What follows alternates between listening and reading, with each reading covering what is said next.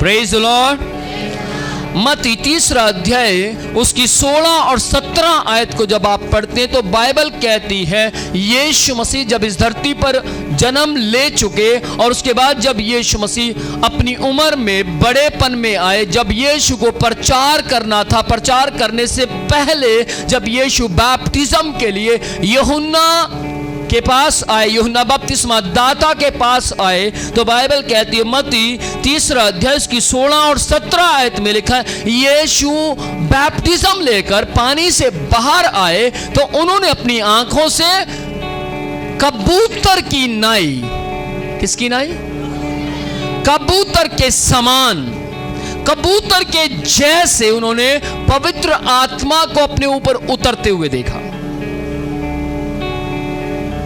समझ पा रहे हैं? यीशु खड़े हैं, प्रभु यीशु ने बैप्टिज्म लेकर पानी से बाहर आए और प्रभु यीशु ने आकाश को खुला हुआ देखा, स्वर्ग को खुला हुआ देखा और वहां से पवित्र आत्मा कबूतर के समान, एक सफेद कबूतर आप भी देख रहे हैं, बहुत सी जगहों पर पिक्चर्स में भी कबूतर बनाया जाता है, लेकिन वो कबूतर नहीं था। किस किस को समझ आ रही है? वो कबूतर नहीं था, पर कबूतर की तरह, कबूतर के समान वो पवित्र आत्मा यीशु मसीह को अपने ऊपर आते हुए दिखाई दिया। पवित्र आत्मा उतर आया। अब ध्यान से सुनिएगा, यीशु है, पवित्र आत्मा उतर आया और बाइबल 17वीं आयत में लिखा है ऊपर से आकाशवाणी हुई, ये मेरा प्रिय पुत्र है। Praise the Lord, praise the Lord. देखिए, परमेश्वर पिता से बात करता है, जबकि परमेश्वर पवित्र आत्मा परमेश्वर पुत्र पर उतरता है। परमेश्वर पुत्र पर उतरता है, पवित्र आत्मा उतर रहा है परमेश्वर के पुत्र के ऊपर और परमेश्वर आवाज देता है ये मेरा प्रिय पुत्र है, इसकी सुनो, ये मेरा प्रिय पुत्र है। क्योंकि बैप्टिज्म के तुरंत बाद यीशु को अपने पिता की बातें सुनानी थी। हालेलुया। यहां पर क्या होता है, यीशु अकेला था। जब यीशु ने मरियम के द्वारा जन्म लिया तब बाइबल कहती है प्रभु यीशु एक आदमी और औरत के जरिए पैदा नहीं हुए, बल्कि बाइबल कहती है जब मरियम जी सोई हुई थी तब पवित्र आत्मा की छाया, कौन सी छाया? पवित्र आत्मा की छाया के द्वारा मरियम गर्भवती हो गई। इसका मतलब यह है जो गर्भ में था वो बिल्कुल पाक, पवित्र और शुद्ध था। अब यीशु मसीह जब इस दुनिया में आए, पैदा हुए, तो ध्यान से सुनिएगा, आम औरतों की तरह मरियम जी के दर्द नहीं हुई, नॉर्मल पैदा हुए वो। और कितनी अनोखी बात है कि बचपन में ही एक बात अनाउंस की गई, क्या थी? वहां से पंडित पुरोहित निकल रहे थे और पुरोहितों ने क्या बोला? राजा से बोला यहां पर कोई राजा पैदा हुआ है। आमीन।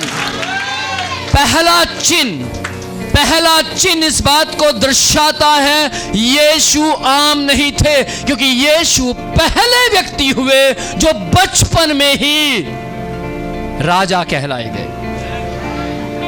जबकि यीशु के पापा तो केवल बढ़ाई का काम करते थे, कारपेंटर थे यीशु के पापा। समझ पा रहे हैं? तो कारपेंटर का बेटा तो कारपेंटर कहलाएगा, कारपेंटर का पापा कारपेंटर है तो लोग क्या बोलेंगे?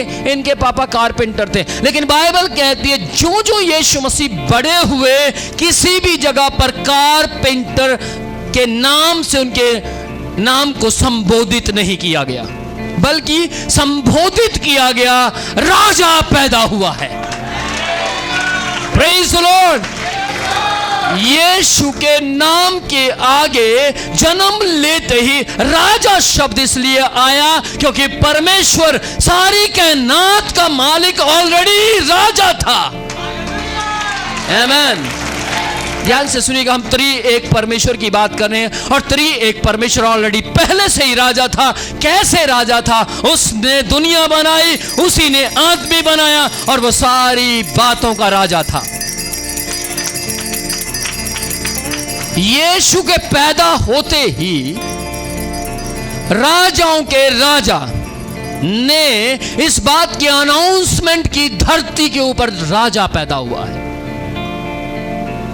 राजा बड़ा हैरान हो गया, मेरे अलावा कौन सा राजा पैदा हो गया, और वो भी बचपन में। मार दो उसे, लेकिन उसको मार नहीं पाए। मालूम क्यों? क्योंकि वो खुद जीवन देने आया था। चलो हम सब्जेक्ट चेंज नहीं करेंगे, ध्यान से सुनिएगा। यीशु मसीह पानी से बाहर आते हैं, पवित्र आत्मा उनके ऊपर उतरता है और स्वर्ग से, ध्यान से सुनिएगा, पहले जब स्वर्ग खुला, किस किस को सुनाई दे रहा है कि स्वर्ग खुला? 16 और 17 आयत में लिखा है कि यीशु जैसे बपतिस्मा लेकर बाहर आए तो उन्होंने स्वर्ग खुला हुआ देखा। स्वर्ग खुला हुआ देखा तो स्वर्ग में से एकदम से सबसे पहले पवित्र आत्मा उतरा। Praise the Lord. जैसे पवित्र आत्मा उतरा, पवित्र आत्मा के जाते ही फिर पवित्र आत्मा के पीछे से आवाज आती है, ये मेरा प्रिय पुत्र है, ये मेरा लाडला पुत्र है, ये मेरा अनोखा पुत्र है, ये मेरा डिफरेंट सन है। Praise the Lord. ये मेरा बेटा है, इसकी सुनो। और सब हक्के बक्के रह गए। यूहन्ना जी ने भी उस सामर्थ को महसूस किया। बाकी दुनिया जो खड़ी थी उन्होंने भी देखा और उन्होंने कहा जी जरूर सुनेंगे। हालेलुया। ध्यान से सुनिएगा, पुत्र अकेला था, लेकिन बैप्टिज्म लेते ही वहां पर वो सामर्थ लोगों में प्रकट हुई कि पुत्र अकेला नहीं है, पुत्र हम हैं। पिता ने साबित कर दिया पुत्र हम हैं, पवित्र आत्मा ने साबित कर दिया पुत्र हम हैं। Praise the Lord, praise the Lord. याद रखिएगा, स्वर्ग से आकाशवाणी हो रही है, ये मेरा प्रिय पुत्र है। यहां से समझ जाइए, परम देखिए ध्यान से सुनिएगा, राजा का बेटा राजा, हाँ या ना, हाँ या ना, शेर का बेटा शेर।